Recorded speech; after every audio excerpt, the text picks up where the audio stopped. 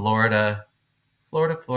So Florida passed a new education bill or education plan, and it's not going over well for Ron DeSantis. So we're going to watch a little bit about that right here. Tonight, growing back with Florida. I just got to throw it out there. I feel like we always have an issue with Florida. Oh, well, right now, because Ron DeSantis is running for president. And he's probably number 2 after Trump.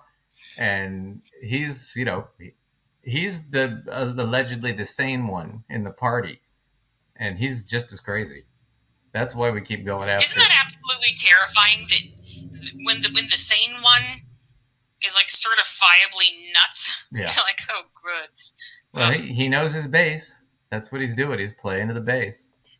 You remember the good old days when the Republican Party had a bunch of people we just disagreed with, but we thought they were basically all sane? You remember the good old days? That must have been before I was born. I'm older than you. Yeah. Clash against Governor Ron DeSantis and the Florida Board of Education over the state's new standards for teaching the history of U.S. slavery. These are the most robust standards in African American history, probably anywhere in the country. The new guidelines require middle school students be taught, quote, how slaves developed skills, which in some instances could be applied for their personal benefit. An idea Vice President Kamala Harris in Florida Friday lambasted. How is it? Shut up. What? I said shut up. Yep. So, That's the new remember that policy. one time you were sold into slavery? Aren't you so glad you got all of these skills that would be able to be used for your benefit when you were sold into slavery? Yeah. Like, really? Seriously? This is what you're really trying to teach people? Oh my God. Well, look, think about it. You learned how to pick cotton.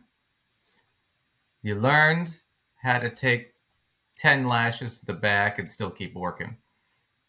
Those are growing experiences, Lacey.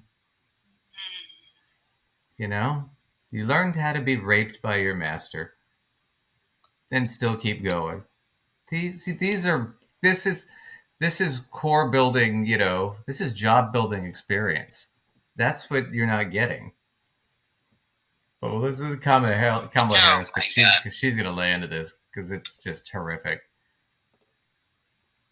Anyone could suggest that in the midst of these atrocities, that there was any benefit to being subjected to this level of dehumanization. In high school, the guidelines require the teaching of both acts of violence perpetrated against and by African Americans, which Florida's Education Association says diminishes an event like the 1920 Ocoee Massacre, where at least 30 African Americans were killed for attempting to vote. A volunteer member of the task force tells ABC News he stands by their work. Amid criticism, the standards gloss over the horrors of slavery.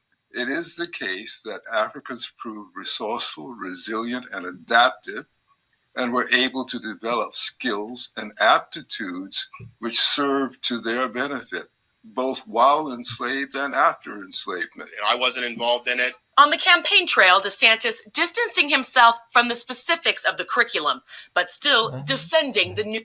But we'll get into that in a second, because so that's the thinking. That's always been the thinking on the right. This goes back to, Thomas Sowell and all these guys, where it's this. I remember they even did this during the Trump, where you had a bunch of guys running out there saying, well, black people had it better when slavery because they got to live for free and eat for free. See, so they should be grateful. And it's like, yeah, I don't think so. You're thinking about it in like some weird context where you read a history book that said they liked being slaves or something, which clearly isn't the case. I mean, like, what the hell kind of Kool-Aid is that to drink? It literally does not make any sense. Nope, but that's what they believe. And that's the other thing, too, is that's the other what I loved about that is if you talk about violence against black people, like violence against slaves, you have to talk about, like, the violence that the black people did. So, in contrast, we have to talk about the slave uprising, like slave uprisings, like these are on equal footing. Like people revolting for their freedom are on equal footing from people that are torturing them and taking their freedom. Really, quite frankly, it seems like it's supposed to alleviate white people from their racist history. Sorry, let's call a spade a spade. Right. People are tired of white people are tired of the whole white guilt thing, et cetera, et cetera. But we can't pretend it didn't happen. Right. Well, it happened. Well, and the white people did it. Yeah. I mean, yeah. Well, and I remember too. I mean, it's like I remember that because they always do this too with like when police shootings happen, and statistically, black people are more likely to get shot by the police. It's just a fact, right? And a lot of it has to do with racism and systemic racism, and I mean that's just a fact, right? But you'd see it on Fox, so they'd be sitting there, they'd be talking about, well, how come we never talk on black crime and blah, blah, blah. We only talk about it when the white police officer shoots the black kid, right? And it's like, and you're sitting there like, do you realize how stupid that statement is? What you're asking is, why don't we hold gang members to the same standard as police? I mean, get the fuck out of here. It's like crazy stuff. But anyway, DeSantis, after this whole thing, because he's been pushing this anti-CRT, anti-race stuff, book bannings, anti-trans, all this in the schools. They've been pushing this really hard. They took over a university by force, pretty much, and kicked out. I mean, all the liberal kids left. It was a liberal university in Florida, not anymore. Now it's basically a ghost town. Anyway, he's been pushing all this forever, but now he's saying he's not really a part of this one because this one's getting him bad press. And that's what they were alluding to. We're going to watch this thing cover. This is a little bit of Morning Joe, and it's just ridiculous. It's running away. Ron DeSantis appears to be trying to distance himself from the recent changes that have been made to his state's public school curriculum. Now, last week, the Florida Board of Education approved new guidelines for teaching Black history, which suggests that enslaved people reaped benefits from skills acquired during centuries of forced labor. Reaped benefits. The move comes just months after DeSantis criticized an advanced placement course on African American studies. The changes are now facing significant backlash. Vice President Kamala Harris visited Jacksonville on Friday and slammed the new curriculum, calling it extremist propaganda. This prompted DeSantis to defend his state while also denying any personal responsibility for the new education standards. So, a couple things real quick. So he's got to defend the state. Oh, no, we did the right thing, but I didn't have anything to do with it. So this is a tightrope he's got to walk here. On top of that, I love that they received benefits from the skills they learned. It's like, what benefits? They didn't profit from it. Slaves were not making money from their skills.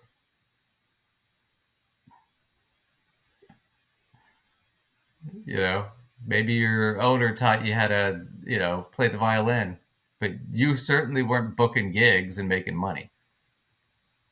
He was. She was, whoever they were. So this idea that they got benefits from it, what benefits? They get a pension? Take a listen.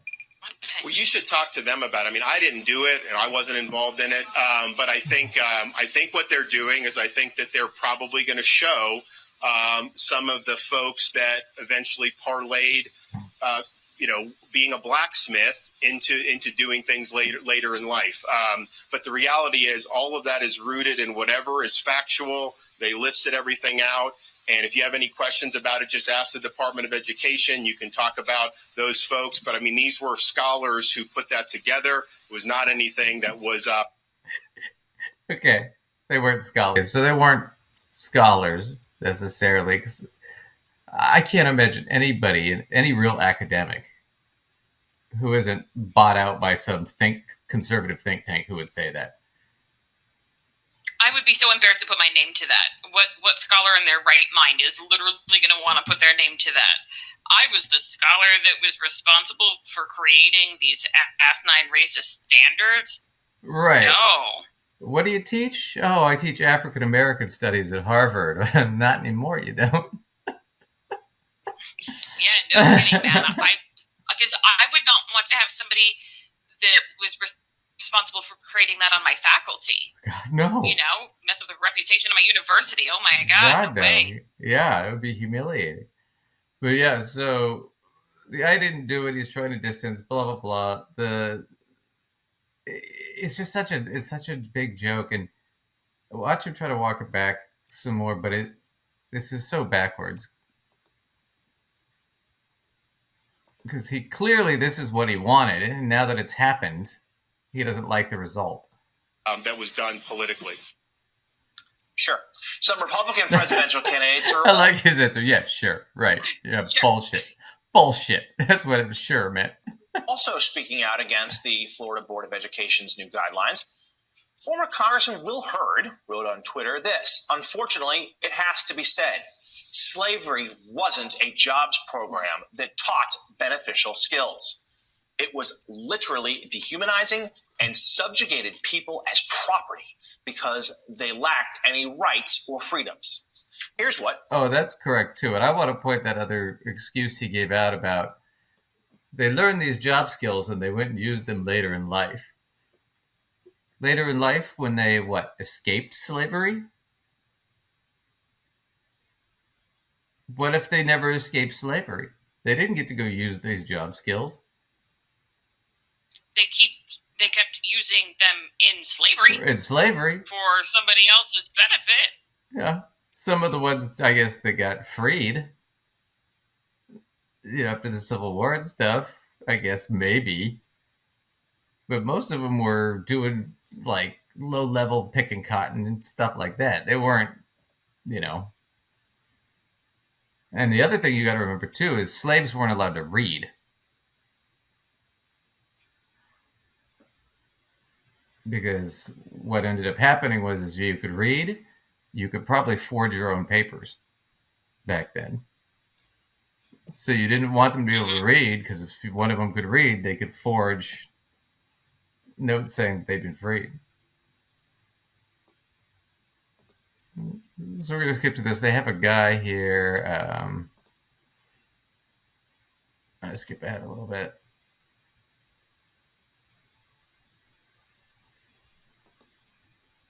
Here we go. So, Eugene, let's just start with how inaccurate and offensive some of this teaching is from the Florida new curriculum there, but also how Governor DeSantis and his anti-woke policies have put him in a box with speaking to a seemingly smaller and smaller portion of the electorate. This is what happens when you base your entire kind of political career on this. When you say that everybody needs to be anti-woke, this is where you end up. And when you talk to folks in Florida, the whole point of the bill that came through, this is in reaction to a bill that he wanted. It was making clear what he wanted to folks. And it's because he felt, and a lot of people around this country are starting to feel, that we can't teach the correct history of this country because it makes white kids uncomfortable. That is at the base of this, right? That it is uncomfortable to hear that people that look like you put people that look like me in chains and make them do things and beat them and rape them. That is uncomfortable for kids to hear. That is what these folks are saying. But then when you use that as a political cudgel, you have to own it, right? At this point, this is on Ron DeSantis. He may not have created these policies with the school board, but at the end of the day, he made it very clear to what he wanted to the folks in that state. Yeah, no, completely agree. I think. Yeah, so I agree too. He unleashed it, and now that it's out of the bag, he doesn't want it anymore. And that's all. I mean, you can't really say much more about him than that, but